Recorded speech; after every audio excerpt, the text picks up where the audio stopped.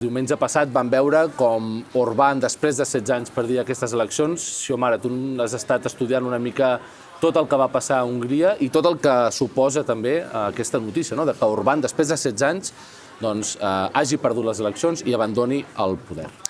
Jo crec que estem clarament davant del fi d'una era, no només pel que fa a la situació d'Hongria, sinó també dintre de la Unió Europea. Algú deia que amb aquesta derrota d'Orbán es tancava la porta de Rússia i s'obria la porta d'una nova etapa per a Europa. I si us sembla bé, jo crec que podem començar precisament amb aquesta anàlisi parlant del personatge de Viktor Orbán, que és fonamental per entendre com hem arribat fins aquí. Curiosament, un personatge que es feia conegut als anys 80 com a estudiant que lluitava per l'anticomunisme, per la sortida de la presència soviètica d'Hongria, defensant uns valors liberals. La democràcia. Correcte, la democràcia liberal, gir dramàtic dels aconteixements. Viktor Orbán arriba al poder durant 4 mandats consecutius, bàsicament amb l'agenda del que ell hem anomenat la democràcia il·liberal. Què vol dir a la pràctica aquest concepte de democràcia il·liberal? Doncs el manual del que hem vist a Hongria. Es pot dir que, més que governar, Orbán redissenya l'Estat i el redissenya en un model que redueix els contrapoders de les democràcies liberals com les coneixem, un control dels tribunals, de la justícia, una concentració brutal dels mitjans de comunicació. Realment aquest és un tema del que val la pena que en parlem, simplement perquè us feu una idea. Kesma, el conglomerat de mitjans que controla Fidesz, controla aproximadament 500 mitjans de comunicació, entre televisions, ràdios locals, diaris, etc.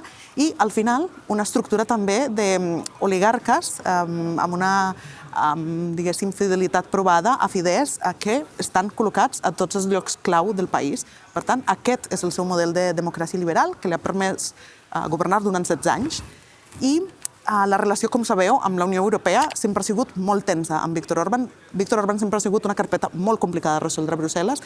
Per una banda hem vist com se li han congelat fons. Per exemple, fons coneguts com Erasmus. Moltes universitats d'Hongria no hi poden participar perquè clarament és el país que està a la cua de l'estat de dret a la Unió Europea i, d'altra banda, també sabem com Orbán ha jugat la seva carta de poder de veto que té al Consell de la Unió Europea, on sabeu cal majoria per arribar a decisions. Per tant, ell, amb aquell fent ús d'aquest poder, l'ha fet servir per frenar les sancions contra Rússia, ha sigut un actor clau per entendre les limitacions que potser en algun moment la Unió Europea ha tingut pel que fa a Ucraïna, i ha sigut, més ho sabem, molt proper a Putin. Hem sentit converses en les que sabem que es filtraven informacions de les reunions del Consell de Ministres de la Unió Europea cap a Moscou i, a més, vam veure que molt amic de Donald Trump, que li enviava precisament al J.D. Vance allà a donar-li suport en els últims moments de la campanya. Com deixa? A vegades Viktor Orbán no tenies clar si era primer ministre d'Hongria o l'ambaixador rus o dels Estats Units al Consell d'Europa. Correcte. Al Consell de la Unió Europea, perdó. I J.D. Vance, com sempre, fent el millor que sap fer, que és enfonsar tot allò que toca. Sí, totalment. Té un historial interessant. Cada cop que l'envien a fer missions a l'estranger, no sé, potser no cal que surti tant de Washington, almenys no per les agendes i els interessos de Donald Trump. Però també és interessant veure com deixa Hongria Orbán, malgrat el que diuen alguns, el que tenim després de 16 anys és això que dèiem, no només marxa del govern, deixa tota una infraestructura de poder muntat, que inclou fins i tot think tanks aquí a Brussel·les, que han estat finançats des de Budapest per promoure la seva agenda d'extrema dreta, ultraconservadora, perquè l'extrema dreta ha entès molt bé que per ser nacionalista, curiosament, també cal ser internacionalista, i Orbán ha estat un referent global. I ara veiem com Peter Magyar es presenta com aquest nou canvi, una gran novetat, un home de 45 anys carismàtic, ex-insider de Fidesz, perquè ve d'aquí mateix, i el punt d'inflexió és el tema de la corrupció. Llavors, Magyar es presenta... Magyar, des del 2002, crec que estava a Fidesz. Correcte, i surt el 2024. Clar, aquest senyor, segurament, quan era petit o jove, tenia un pòster d'Orbán a l'habitació. Hem de saber una mica, per encaixar una mica, marcar on és ideològicament on ha crescut, no? Jo crec que és un capítol a part, el de Peter Mayer, després d'Orbán, perquè hi ha molt a comentar. I es presenta amb aquesta idea de lluita contra la corrupció. Hi ha molt cansament social perquè l'economia va malament. Llavors, adreça temes molt tangibles i molta gent fins i tot diu guanya perquè no és Orbán. Davant d'aquest cansament es presenta com una alternativa. Per tant, què veurem ara? Probablement hi haurà un nou capítol de relació amb Europa. Com hem dit, el rol d'Hongria segurament canviarà al Consell de la Unió Europea. Hi haurà, ens ha promès Magyar, que veurem mesures encaminades a restaurar l'estat de dret, que ens portin a desbloquejar aquests fons europeus, a apropar-se molt més a la Unió Europea. Haurem de veure què fa amb la dependència que té ara mateix Hongria de Moscou, perquè parlem fins i tot d'un 80% de dependència energètica, però d'això també podem parlar més. I per tant, la derrota d'Orbán és un canvi per Europa, un canvi clarament per Moscou, i també envia un missatge, jo crec, als líders populistes europeus de que no són invencibles, ho han deixat de ser amb aquesta derrota. La pregunta és si aquest aire fresc nou és suficient i si Magyar tindrà prou capacitat de desmuntar un sistema que s'ha muntat durant 16 anys.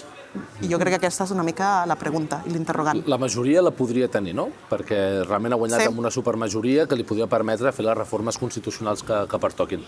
Oriol? Aquí pot haver-hi la tentació d'alguns també d'analitzar la situació com un recanvi necessari a l'engranatge hongarès, de la dreta conservadora europea. Hi ha alguns anàlisis que diuen que això és el substitut que s'havia d'anar preparant Orbán, evidentment, transformar-lo, però crec que nosaltres no estem aquí, ni molt menys. Pel que sembla, electoralment, aquest candidat, en Peter Mayer, ha aconseguit agrupar el descontentament generalitzat de tants anys d'Orbán i ha tingut el suport, evidentment, necessari de votants d'Orbán per aconseguir aquesta supermajoria de 2/3.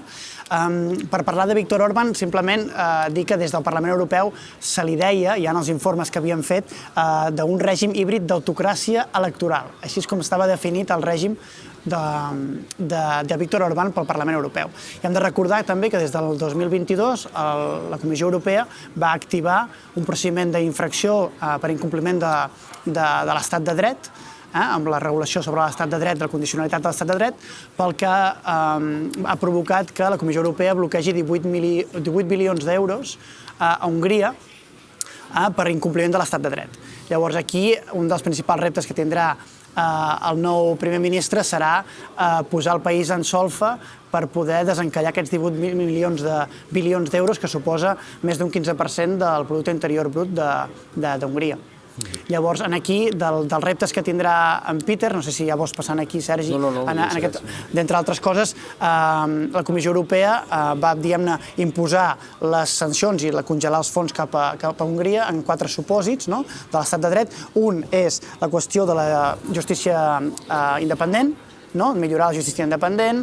El segon punt és reformes anticorrupció necessàries. El tercer, el tema de balances de poder entre les cambres legislatives, i el quart és tota la qüestió de llibertats de premsa, de l'espai cívic, etc. Llavors aquí Peter Mayer té un repte molt fort de proveir amb resultats aviat. Veurem, aquí hi ha diverses capes de debat. Una és la interna a Hongria, on jo dubto que sigui com el que ve el pas següent per poder substituir Orbán. Jo crec que estem davant d'un canvi de règim tal com és. Hem vist alguns personatges, alguns polítics, tipus Pablo Iglesias, una mica dient per què esteu celebrant això? Home, venim de 16 anys d'un país que ha patit una erosió democràtica brutal i, per tant, diguem que la dreta tradicional, conservadora, al voltant del PP europeu, ha sapigut mobilitzar-se per poder arribar al poder, com també va passar a Polònia. Vull dir, hem de pensar que fa uns pocs anys, quan parlàvem de l'extrema dreta aquí a Europa, sempre dèiem Polònia, Hongria. A 2026 han caigut els dos a favor de Tusk, del PP europeu, i de Peter Magyar, actualment també del Partit Popular Europeu, encara que hagi crescut, diguem, que són a través, però, Sergi, de partits nous, de creacions nous. Són partits nous de nova creació, com a la Plataforma Cívica de Tas, que era una agrupació, també ell, el partit de, com es diu, Tidez? Sí, Tidez, no? Tidez. No, Tisa. Això, Tisa. També és un partit de nova creació del 24, com que digui.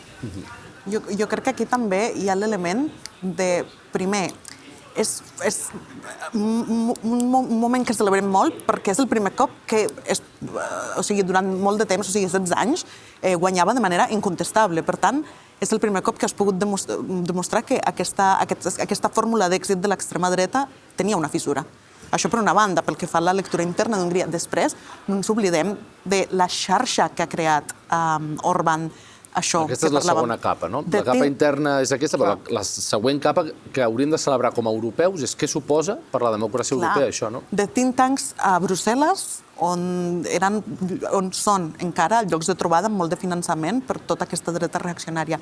Fins i tot a Budapest també hem vist com ell durant molts anys havia importat pensadors i tot tipus de gent propera al moviment MAGA, etc., que havien trobat refugi també a Budapest. Per tant, és font de finançament, punt de trobada, i el fet de que ara potencialment puguin perdre aquest punt de suport institucional, jo crec que és un pas. I els quarters generals ideològics, també, no? Vull dir, Hongria era la capital, el país capital de l'extrema dreta a Europa i un dels puntals a nivell internacional. Per tant, home, jo sí que celebraria i acceptaria que això és un cop dur per l'onada reaccionària. Totalment a favor d'aquesta lectura, sí. Això, de moment, ho hem de celebrar. És veritat que el que Peter Magyar ha guanyat, no ha guanyat prometent una revolució comunista, ha guanyat mantenint un discurs ferm o molt dur amb temes migratoris. Per tant, s'ha centrat molt en el tema de la corrupció, i això era un tema central en el programa i que la gent estava ja molt cansada del nivell de corrupció de Fidesz i del govern d'Orbán, i ell aquí ho ha pogut llegir i per aquí ha pogut guanyar, i evitant una mica el tema internacional també. No s'ha posat molt a dir girarem cap a Europa i tal. Otanistes i europeus, sí. I té una certa lògica, perquè hi ha xifres que jo crec que són molts bons exemples del que parlem, no? L'economia hongaresa, que pràcticament no està creixent, 0,4% anual, és el país amb menys despesa per càpita de la Unió Europea ara mateix, una de les inflacions més altes d'Europa, el top en corrupció de la Unió Europea. La premsa, pel que fa a índex de premsa lliure, en 15 anys ha passat del lloc 23 al 68. Per tant, és un estat que, no només pel que fa a les qüestions d'estat de dret, sinó també en el que té a veure amb el dia a dia de la gent, no ha fet més que anar pitjor. I un dels elements que deien és, clar, en algun moment la gent ha pogut tenir la sensació de que Orbán estava tan preocupat per la tele que s'havia deixat de preocupar per la nevera de la gent, dels ciutadans. Tenies alguna xifra en percentatge, no? Del percentatge de mitjans de comunicació que estaven al voltant d'aquest paraigües... Sempre parlem de 500. Pràcticament es podria dir que no hi ha 500 dintre d'aquest conglomerat QESMA, que ja us podeu imaginar que tenim premsa de tot tipus, des d'abast nacional fins a local. Pràcticament s'ha parlat de que no hi ha premsa i tenia el monopoli quasi dels mitjans de comunicació a Hongria. Parlaríem, jo crec que en el sentit clàssic de maquinària de propaganda. Però guanyar en aquestes condicions és molt complicat, encara té més mèrit. Sí, totalment. Clar, parlant d'en Peter Magyar, també és interessant, és una persona que era un insider de l'ecosistema Orbán i Fidesz, inclús com a anècdota és l'exmarit de la que era la ministra de Justícia d'Orbán durant molts anys i líder del PP, Judith Varga. Això també és interessant a saber. És un tio que està definit molt com a rockstar, més que polític, un tio molt pragmàtic i, com dius, s'ha centrat molt en una agenda anticorrupció i contra la figura d'Orbán. El programa electoral no el coneixem molt, és una mica una caixa de sorpreses. Què ens pot fer? Evidentment, el seu gir i en el discurs que va fer després de les eleccions deia que era pro-Europa, naturalment, però costa endevinar més què hi haurà a part d'això. Sobre Ucraïna no queda tan clar la seva posició al respecte. Hi ha una anàlisi molt interessant que volia posar aquí sobre la taula, que va fer l'European Policy Center a través d'un estudi d'una entitat que es diu EUlytics, en el que analitzen el comportament de vot dels seus eurodiputats, dels 7 eurodiputats que tenen aquí al Parlament Europeu en aquesta legislatura. Primer dir que en Peter Magyar només ha aparegut en un 25% dels vots d'aquesta legislatura, sessions plenàries, i els seus eurodiputats menys del 50% de vots, que és una dada també interessant, un 50,3% de vots. Està molt concentrats en fer fora Orbán. En fer fora Orbán, molt bé. Dit això, el que analitza aquest document, aquest estudi, és la proximitat de vot amb Fidesz, amb certs elements crucials. Amb els vots que tenen a veure amb Ucraïna, suport a Ucraïna i la crítica contra Rússia, allà hi ha molta ambivalència. En temes de migració també estan molt alineats amb la línia de Fidesz i en temes de més integració europea també estan molt alineats amb la línia de Fidesz. Llavors, és una persona conservadora, amb molts amplis aspectes alineats amb la línia de Fidesz, però amb una agenda més públicament pro-europea, això sí. Però és interessant aquestes dades i és un estudi que val la pena remarcar. També TISA, el partit, i Peter Magyar ho ha explicat, estan en contra del nou marc financer plurianual. Estan en contra del dibuix de l'MFS, del pressupost europeu. Llavors, Europa pot trobar-se, ha de calibrar les esperances amb aquest nou líder, però, evidentment, ha de ser un aliat i s'espera que sigui un aliat, però ha de calibrar les esperances. Jo crec que és un baló d'oxigen per von der Leyen bastant clar, perquè tenies bàsicament Hongria, Eslovàquia, que són els que et rebentaven una mica el Consell. Ara mateix, Eslovàquia sola i República Txeca no et poden fer una oposició clara quan Hongria ja no està en l'equació. Jo crec que és clarament un canvi d'escenari dintre els equilibris del Consell. Ara també he de dir que, reprenent la línia del que has dit abans, Oriol, hem de ser molt curosos de que no ens torni a passar una mica el que ens va passar amb Polònia, que també hi ha hagut molt d'optimisme, de seguida s'han aixecat les sancions, el bloqueig s'ha aixecat molt ràpid, després els canvis substancials no han acabat d'anar tan ràpid com ens pensàvem, i al mateix temps penso que té una certa lògica. Aquí pensem que Magyar es trobarà estructures de poder heredades d'Orbán, els seus oligarques posats a llocs claus. Per tant, és veritat que entenc que també has de jugar amb un cert equilibri amb la realitat de les estructures de poder que et trobaràs de facto al país, perquè aquella gent seguirà estant allà. Hi ha un país com Catalunya que ja ho pot entendre. Tu tens dècades governant un mateix personatge, T'entren a robar casa i t'entren a casa. Crea unes estructures que després desfer això necessites també diverses generacions. No, totalment. Però com a dades també que reforcen el que deia, TISA, els seus eurodiputats aquí al Parlament Europeu, han votat un 84% alineats amb el PP europeu i en les parts que han divergit del PP europeu, un 52% han votat alineats amb Fidesz, no? La majoria de vots amb abstenció. És a dir, ells han utilitzat molt l'abstenció amb aquells elements que podien... Per no mullar-se. És molt interessant també veure l'efecte que això ha tingut a altres països de la Unió Europea. Segur que per la part del Consell von der Leyen pot estar contenta perquè veurà una nova etapa, però no sé si us heu fixat en el gir de guió que hem vist a les últimes hores, dies de la Meloni, que ha anat sortint desmarcant-se de la posició de Donald Trump, allunyant-se d'aquesta retòrica, fins i tot defensant les declaracions del papa, que no sé si aquí, a més de la qüestió religiosa, per descomptat, hi ha també un element de potser aquest efecte J.D. Vance comença a ser una cosa a evitar per part de la dreta europea. Vull obrir aquest tema perquè el discutim una mica, perquè a vegades som molt pessimistes, no? I amb raó, perquè l'extrema dreta ha crescut, ha tingut una època de creixement i tal, però, home, jo crec que també hem de ser optimistes quan veiem que hi ha algunes coses que estan canviant. I no és només que Orbán hagi caigut, Orbán representant tot el que representa, que és que representa el quilòmetre zero de l'extrema dreta, representa el referent ideològic, el referent institucional de l'extrema dreta de la Unió Europea, i ha caigut, i per tant això ho hem de posar en valor, però és que això ho estan veient els seus aliats. I els seus aliats el que estan veient és que els referents internacionals que tenia aquesta extrema dreta europea, que podia ser Trump, que podia ser Netanyahu, els està sortint car. Aquí tenim personatges com Meloni, la mateixa AfD alemanya, la mateixa Le Pen, que estan dient si continuo donant suport o agafo com a referent, o Abascal, o Oriols, si continuo agafant com a referent Netanyahu o Trump, això em pot sortir car a les urnes, perquè hi ha un genocidi pel mig, hi ha unes agressions a Iran completament injustificades i il·legals, i la gent no està seguint, jo crec que a les enquestes és bastant obvi, que això no està acceptat per la gent, això no està agradant. I Orbán podria ser un primer avís molt important de que seguir la deriva de Trump i de Netanyahu pot ser la fi de molts d'ells. I he fet això una mica de cerca, no? Meloni, com has dit, ja ha sortit criticant Trump. Però que a més ella... Ho va fer l'AfD el mes de gener. L'AfD, o sigui, els nazis alemanys... Bueno, a partir de les crítiques al papa, no? També de això Meloni. Trump. La Meloni, sí. L'AfD va sortir criticant Trump el mes de gener per Groenlàndia i per Venezuela, pel que va fer a Venezuela, per excés d'intervencionisme, l'AfD. Le Pen va dir el mateix, o sigui, ha sortit criticant l'ofensiva contra Iran.